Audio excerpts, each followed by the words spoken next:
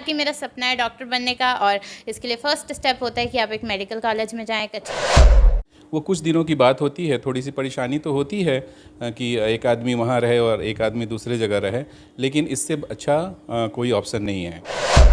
माहौल तो बच्चों पर डिपेंड करता है, जो तो आपका स्पिरिचुअल होना, अब ये कनेक्टेड नहीं लगता काफ़ी लोगों को, मुझे भी नहीं लगा था स्पिरिचुअल होना कनेक्टेड नहीं लगता। या किसकी सोच थी कि हम दोनों अलग-अलग रह कर के बच्चों को सपोर्ट करेंगे? सेलेक्ट 24 न्यूज़ में आपका स्वागत है। मैं हूं मोहम्मद सादिक। यकीनन किसी भी माँ बाप के लिए इससे बेहतर और कुछ नहीं हो सकता। नीट के एग्जामिनेशन में अच्छे पोजीशंस पे अपनी उपलब्धि दर्ज कराए तो यकीनन ये बहुत बड़ी बात हो। नीट के एग्जामिनेशन में 651 अंक ला करके सीवान ज़िला का मान सम्मान बढ़ाया है। सीधे चलते हैं आलिया के पास और जानने की कोशिश करते हैं कि आखिर ये उपलब्धि उनको कैसे हासिल हुई। इसमें सबसे बड़ा रोल तो अल्लाह ताला का होता है। अल्हम्दुलिल्लाह मैंने इतना स्कोर किया और इसमें एक्चुअली 100% अल्लाह ताला का रोल था, क्योंकि जो नीट का दिन होता है वो 3 घंटे, मतलब एक एस्पिरेंट के लिए सबसे इम्पॉर्टेंट 3 घंटे होते हैं और उसमें ऑब्वियसली आपकी नॉलेज मायने रखती है, बट फेट भी बहुत मायने रखता है और इसके लिए अल्लाह ताला का रोल था। उसके बाद 3 ग्रुप ऑफ पीपल को मैं कहना चाहूँगी। पहले पेरेंट्स को, पेरेंट्स तो सब कुछ होते हैं, पेरेंट्स के बिना कुछ नहीं हो सकता, और मेरे ग्रैंड पेरेंट्स यानी कि नाना नानी, दादा दादी, उन सब का भी बहुत सपोर्ट था। मेरे नाना नानी का सपना था एक्चुअली, मेरे दादा दादी का सपोर्ट था, मेरे नाना नानी अब नहीं है। और तीसरा मेरे टीचर्स का, यहाँ वाले अपने सिवान के भी टीचर्स का और फिर कोटा के भी टीचर्स का। नीट के एग्ज़ामिनेशन की तैयारी और साथ साथ 10+2 की तैयारी, दोनों में कैसे आपने एक दूसरे को मैनेज किया? इसलिए कि ये बहुत टफ होता है, 10+2 में भी एक बड़ा स्कोर करना है और नीट पहली बार में क्वालिफाई करना है। तो मैं जब गई थी तो मतलब मैंने जैसे ऐसे ही मैं 12th में एंटर की तो पापा का तो था, पापा मम्मी की तरफ से कोई प्रेशर नहीं था कि 12th में तुमको इतना करना ही है या फिर 90% से अबव लाना है, कोई ऐसा गोल नहीं था। पापा मम्मी का था कि तुम पास कर जाना, बट फिर भी एक प्रेशर बिल्डअप हो जाता है कि 12th में अच्छे नंबर आने चाहिए। और फिर इसमें फिर पापा मम्मी ने भी कहा कि तुम ज़्यादा स्ट्रेस मत लेना 12th के ऊपर, जब तुम्हारा नीट मतलब सपना है डॉक्टर बनने का तो उस पर ज़्यादा फोकस रखना। और टीचर्स का भी वहाँ पे रोल था, उन्होंने भी समझाया कि कोई फ़र्क नहीं पड़ता है। एक्चुअली पेरेंट्स का बहुत ही बड़ा रोल होता है कि वो अपने बच्चों को किस डायरेक्शन में दें। पहला है कि जैसे वो देखें कि ये कहाँ उसके लिए बेटर होगा, कहाँ वो पढ़ सकती है, फिर ये सोचे कि मैं वहाँ पर कैसे उसको अवेलेबल करा सकता हूँ। तो अवेलेबल कराने में आजकल जो है कि अगर बच्चों को अकेले वहाँ भेजते हैं तो वो ज़्यादा हमारे समझ से टफ़ है। तो कोशिश करिए कि जो उसकी मदर है उसके साथ उसको शिफ्ट कर दें। बट फिर भी प्रेशर था, उसको कोई मतलब मैनेज करने की कोशिश करते हैं, बट स्ट्रेस फिर भी होता ही है। और मेरा मेन फोकस नीट था, उसके साथ जब 12th पास आ जाता था, 12th पास आ गया था तो फिर मैंने तैयारी कर वो बेसिकली सेम ही सिलेबस होता है, तो थोड़ा बहुत सब्जेक्टिव के हिसाब से तैयारी करनी होती है, वो मैंने कर ली और अल्हम्दुलिल्लाह उसमें भी अच्छे नंबर आए, 92.4%। सीवान से पढ़ाई किया है, डीएवी से आपने पढ़ा है, मैट्रिक का एग्जामिनेशन भी आपका काफ़ी अच्छा रहा है। क्या था मैट्रिक करने के बाद जब आप 10+2 या फिर नीट की तैयारी के लिए जा रही थी, कितना प्रेशर था, क्या कुछ जहन में चल रहा था? उस टाइम प्रेशर नहीं था, उस टाइम तो पता ही नहीं था कि क्या क्या करना है। तो उस टाइम था कि मेरा सपना है डॉक्टर बनने का और इसके लिए फ़र्स्ट स्टेप होता है कि आप एक मेडिकल कॉलेज में जाएँ, एक अच्छे मेडिकल कॉलेज में जाएँ। तो मुझे नीट क्रैक करना था और मैंने उसके लिए एक स्टेप लिया फॉरवर्ड और उसमें पेरेंट्स ने सबने सपोर्ट किया। तो पेरेंट्स का बहुत बड़ा रोल रहा है, जहाँ तक हमको जानकारी है। माँ बाप 2 टुकड़ों में बँट गए थे। कैसा लग रहा था उस पीरियड में जब माँ बाप दोनों एक साथ रहे हों और एक ऐसा टाइम आ गया जब लगे कि माँ आपको जाके वहाँ प्रोटेक्ट कर रही हैं, फादर यहाँ से आपके फाइनेंशियल सारी चीज़ों को देख रहे हैं, मैनेज कर रहे हैं, कैसा फील होता था? बहुत बुरा, शुरू में तो मुझे होम सिकनेस हो गई थी, मैं बहुत रोती थी, बट उसमें मम्मी पापा दोनों ने ही बहुत मदद की थी मेरी। पापा भी मुझे बहुत चुप कराते थे फ़ोन पे ही, क्योंकि मैं बहुत ज़्यादा रोती थी।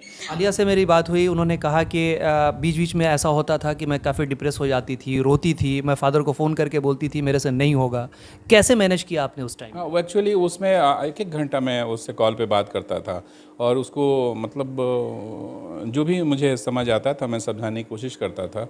अल्हम्दुलिल्लाह अल्लाह का शुक्र है कि वो समझ जाती थी और फिर वो धीरे धीरे रिलैक्स हो जाती थी। अक्सर कभी कभी वो वहाँ जो एग्ज़ामिनेशन होता है उसका इंटरनल एग्ज़ामिनेशन होता है जिसमें स्कोर कम हो जाता था तो काफ़ी फेड अप हो जाती थी। तो फिर इसी सब पर बात होता था, फिर इंशाल्लाह वो ठीक हो जाती थी। और वहाँ पे जाके प्लस अलग फील होता है कि आप मतलब भीड़ का एक हिस्सा हैं, आप भीड़ से अलग कैसे हो पाएंगे, क्योंकि इतने सारे बच्चे वहाँ पे पढ़ रहे होते हैं, उसका अलग प्रेशर था। और उन सब से डील पापा मम्मी ने ही करवाया है, तो मैं उतना बयां भी नहीं कर पाऊँगी जितना उन्होंने मुझे हेल्प किया है। उन स्टूडेंट्स को क्या बताना चाहेंगी कि अगर नीट की तैयारी करनी है, किस तरीके से तैयारी करनी है, कैसे आसान हो पाया, क्योंकि फर्स्ट अटैम्प्ट में ही आपने निकाल लिया। तो उसके लिए 2-4 बातें इंपॉर्टेंट होती हैं। पहला तो आपका स्पिरिचुअल होना। अब ये कनेक्टेड नहीं लगता काफ़ी लोगों को, मुझे भी नहीं लगा था स्पिरिचुअल होना कनेक्टेड नहीं लगता, बट ये कनेक्टेड होता है, क्योंकि जब आप स्पिरिचुअल होते हैं तो ऑटोमेटिकली आपके डिस्ट्रैक्शंस कम हो जाते हैं और आपका कॉन्सेंट्रेशन बढ़ जाता है, तो फिर आप पढ़ाई की तरफ ज़्यादा कॉन्सेंट्रेट कर पाते हैं। दूसरा कि आपको पढ़ाई पे फोकस्ड रहना है और कंसिस्टेंट रहना है। पढ़ाई में आपको ज़्यादा इधर उधर मतलब दूसरों के बातों में नहीं आना है। आपको अपना मतलब एक फोकस्ड, आप जिस भी कोचिंग से पढ़ रहे हैं, जहाँ से भी पढ़ रहे हैं, उसका मॉड्यूल फॉलो करें। और प्लस एनसीईआरटी बहुत इंपॉर्टेंट है, एनसीईआरटी फॉलो करें, और आपके नोट्स हैं इतना सफिशेंट होता है, इधर उधर के बुक्स फॉलो करने की ज़रूरत नहीं है। और तीसरा बेस्ट फ्रेंड की बात होती है, तो फ्रेंडशिप्स नहीं करनी चाहिए, बट एक फ्रेंडशिप ज़रूर करनी चाहिए पेरेंट्स से। मम्मी पापा से आपको हर कुछ शेयर करना चाहिए। अगर आप दोनों से कंफर्टेबल नहीं है तो किसी एक से करें। मैंने दोनों से शेयर किया था, बट क्योंकि मम्मी मेरे साथ थी तो मम्मी से मैंने सब कुछ शेयर किया था, और उस मतलब अभी तक हमेशा से ही मम्मी मेरी बेस्ट फ्रेंड है। तो ये भी मैं सजेस्ट करूँगी कि आपको अपना बेस्ट फ्रेंड मम्मी पापा को मानना चाहिए, वो बहुत हेल्पफुल होता है। मोबाइल आजकल के दौर में खासा नज़दीकी हो चुका है, नज़दीक पहुंच चुका है स्टूडेंट्स के। आपने मोबाइल का त्याग किया, कैसे पॉसिबल हुआ? 11th में तो पॉसिबल नहीं हो पाया, फिर 12th में कुछ महीनों के बाद मम्मी को गुस्सा आया और मम्मी ने अपना फ़ोन हटा दिया और बटन वाले मोबाइल पे स्विच कर लिया। मेरे पास कोई ऑप्शन नहीं था, तो मेरे को मजबूरन छोड़ना पड़ा, बट उससे बेनिफिशियल था वो। और फिर आईपैड था मेरा, तो बिना इंटरनेट के तो अब स्टडीज़ पॉसिबल नहीं है, तो उस पर मैं अपना जो भी स्टडी मटीरियल था वो देखती थी, और नहीं तो फिर ऐसे मेरे पास अवेलेबल था नहीं, तो फिर कंट्रोल किया। तीसरा जनरेशन, क्या कुछ कहेंगे इसको लेके? दादा भी डॉक्टर, फादर भी डॉक्टर, और अल्हम्दुलिल्लाह पहले ही अटेम्प्ट में बेटी ने भी इस नीट के एग्जामिशन को क्रैक किया। क्या कुछ कहेंगी इसके बारे में? अल्हम्दुलिल्लाह ये एक ऑब्वियसली अचीवमेंट है, और बहुत ओवरवेलमिंग है एक्चुअली। मैं बहुत घबराई हुई थी, क्योंकि बचपन से मैंने सपना देखा था कि मैं डॉक्टर बनूंगी, और फिर जैसे जैसे नीट करीब आता है उसके बाद अपने ऊपर ही डाउट होने लगता है कि मैंने शायद पूरा नहीं किया, और जितनी भी कमियां होती हैं वो याद आने लगती हैं, बट कर लिया मैंने अल्लाह ताला की मदद से। अब क्या इरादा है? क्या नीट कंप्लीट करने के बाद से आपको लगता है कि आपने सब कुछ हासिल कर लिया, या अभी भी बहुत कुछ करना बाकी है? बहुत कुछ करना अभी बाकी है। ये फर्स्ट स्टेप था, मेरी एक पार्ट ऑफ जर्नी कंप्लीट है, दूसरी शुरू हो रही है।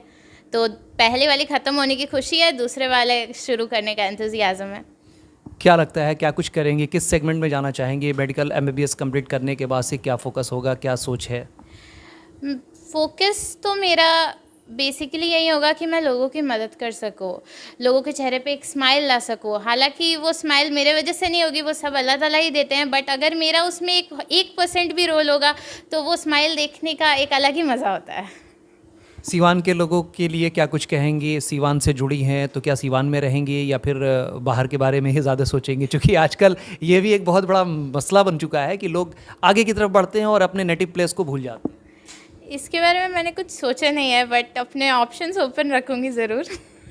आलिया यहाँ गोल गोल बातें करके निकल रही हैं, वो बताना नहीं चाहती हैं कि आगे वो अब्रॉड जाएंगी, हिंदुस्तान के किसी और ख़ित्ते में जाके बसेंगी, या फिर अपने नेटिव प्लेस में ही लोगों की सेवा करेंगी। बहरहाल ये तो आने वाला वक्त बताएगा, लेकिन यकीनन जिस तरीके से आलिया ने तीसरे जनरेशन को एक बुलंदी पर ले जा करके अपने मान सम्मान के साथ साथ अपने पूरे परिवार नहीं बल्कि पूरे शहर को, और यूँ कहें तो बिहार में भी एक अच्छा मिसाल कायम किया है। और ख़ास करके इनके पेरेंट्स का भी जो एक रोल रहा है वो भी बहुत इंपॉर्टेंस है। 2 पार्ट में बढ़ करके बच्चों को जाकर के सपोर्ट करना, ये भी उन गार्जियंस के लिए एक लेसन से कम नहीं होगा, जो ये सोच रहे होंगे कि उनके बच्चों में क्या कमी रह गई कि वो आगे तरक्की नहीं कर पाते हैं और पढ़ नहीं पाते हैं। तो यकीनन अगर आप अपने बच्चों के साथ कॉम्प्रोमाइज़ करेंगे, आप अपने आप को अगर कुछ दिनों के लिए त्याग करके अगर अपने बच्चों के साथ सपोर्ट करेंगे, तो यकीनन आप दिनों दिन बेहतर करेंगे और आपके बच्चे भी बेहतर करेंगे, तभी जाके ये पॉसिबल हो पाएगा। तमाम बड़ी खबरों के लिए बने रहें हमारे यूट्यूब चैनल Select24 न्यूज़ को लाइक सब्सक्राइब शेयर ज़रूर करें। साथ ही हमारे फेसबुक पेज को भी लाइक शेयर कमेंट करना ना भूलें,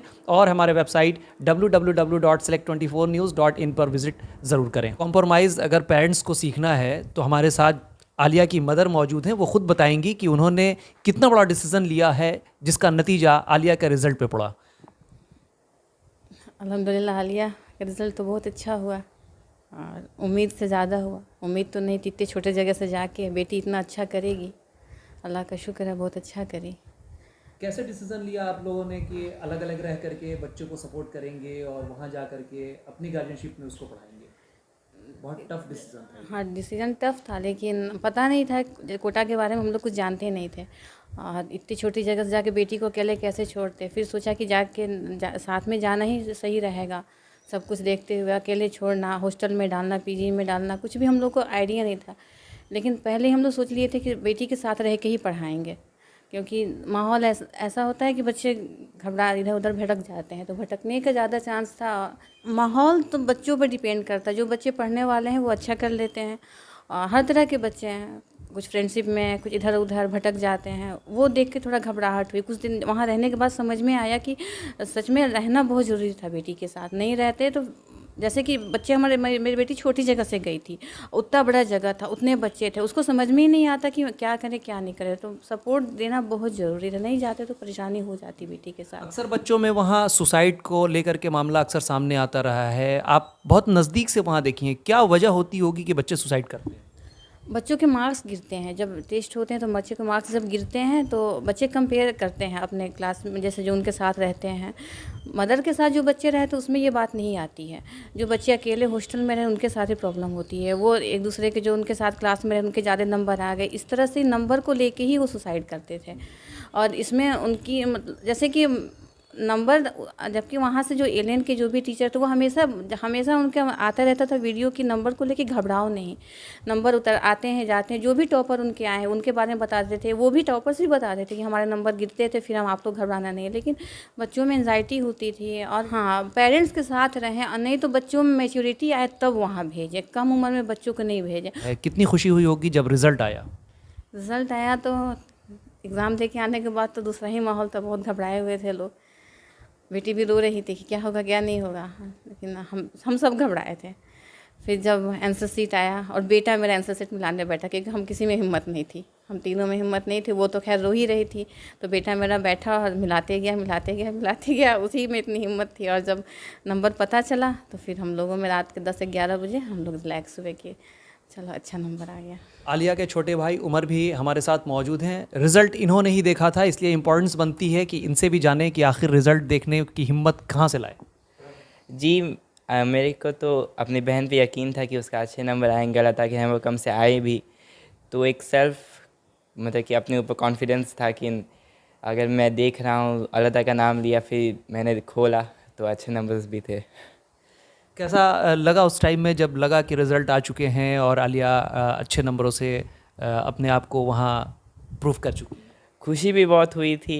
फिर कुछ सेकंडों की ये भी लगा था कि अब बहन का हो गया, अब अपने पे सोचना पड़ेगा। और ऊपर से थोड़ा प्रेशर भी आता है कि अब बहन भी हो गए, पापा भी हैं, दादू भी हैं, लेकिन उसको ओवरकम करना पड़ता है। क्या तैयारी चल रही है अभी, किस क्लास में?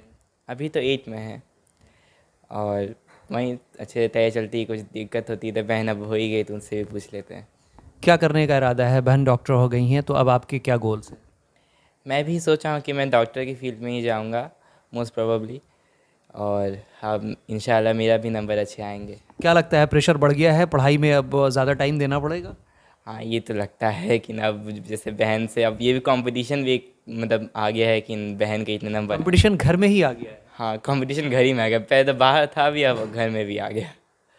लेकिन अभी आप जैसे उसका नंबर भी बहुत अच्छे थे, 651 थे, तो सोचते हैं कि उससे ज़्यादा लाएंगे।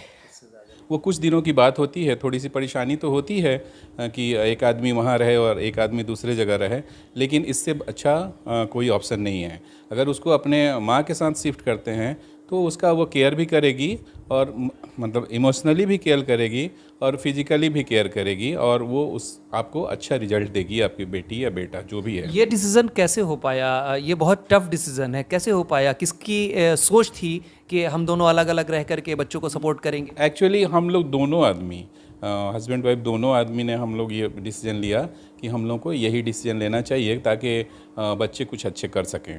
इसलिए कि अकेले भेजने में बहुत सा प्रॉब्लम है, जैसा कि हम देख रहे हैं। और इस तरह से अगर भेजते हैं तो हर तरह से वो ठीक ठाक रहेगी। तो फिर हम लोगों ने ये डिसीजन लिया और मेरी अहलिया वहाँ गई और फिर बाकी आप देख रहे हैं रिज़ल्ट अच्छा हुआ और 651 उसको स्कोर किया है। और पहली बार में की 12 का भी एग्जामिनेशन दी, उसमें भी 92.4% था। पहले से कोई प्रेशर था या फिर बस यूं ही सफ़र पे निकले हुए थे और तैयारी? हाँ, एक्चुअली मेरे अब्बू भी डॉक्टर हैं और माशाल्लाह मैं भी, तो हम लोग मतलब अपनी ख्वाहिश थी, बेटी की भी ख्वाहिश थी कि मैं भी एक डॉक्टर बनूं, तो हम लोग ने उसमें अपना एफ़र्ट लगाया। बाकी अल्लाह तबारक ताला ने इस मेहनत को कबूल किया और अल्हम्दुलिल्लाह आपने रिज़ल्ट देख रहे हैं। सीवान के लोगों को क्या बताना चाहेंगे? गार्जियंस का रोल कितना इम्पोर्टेंस हो जाता है बच्चों के कैरियर में? हाँ, बच्चे अगर अपना एफ़र्ट लगा रहे हैं तो उन लोगों को सपोर्ट करना चाहिए और हर तरह से सपोर्ट करना चाहिए। जैसे केवल पैसा से ही सपोर्ट करना नहीं होता है, इमोशनली सपोर्ट करिए, उसके साथ सपोर्ट करिए। इसलिए कि वो कुछ दिन का ही वक्त होता है कि 1-2 साल अपना वक्त दीजिएगा, बाकी वो खुद जब कोई भी कंपटीशन वो क्रैक कर लेते हैं तो बाकी खुद वो अपना मैनेज कर लेते हैं। आपके फादर भी हयात से हैं, कितनी खुशी हुई होगी जब रिज़ल्ट आया? काफ़ी लोग खुश थे और गांव में पूरी मिठाई उठाई बटी और बहुत ही खुश थे, सभी लोग बहुत खुश थे। मेरी अम्मी अब्बू सभी लोग बहुत खुश थे।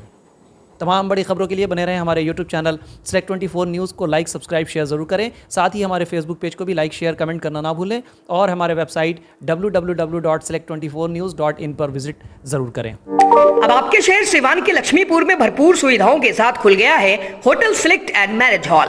आपको बता दें 10 जून से भारी डिस्काउंट के साथ बुकिंग शुरू है, एक बार जरूर पहुंचें। इसमें आपको मिलेगा फुली एयर कंडीशन, साथ ही बुकिंग के साथ टेंट का सारा सामान, बर्तन और चूल्हा बिल्कुल फ्री। जल्द ही किसी भी कार्यक्रम को अच्छे वातावरण में करने के लिए बुक करें hotel select and marriage hall. हमारा पता है लक्ष्मीपुर सिसवन ढाला बिसाइड डॉक्टर तौफीक अहमद। हमारा कॉन्टेक्ट नंबर है 8797327330। एक बार जरूर पहुंचें और इस भारी डिस्काउंट का लाभ उठाएं।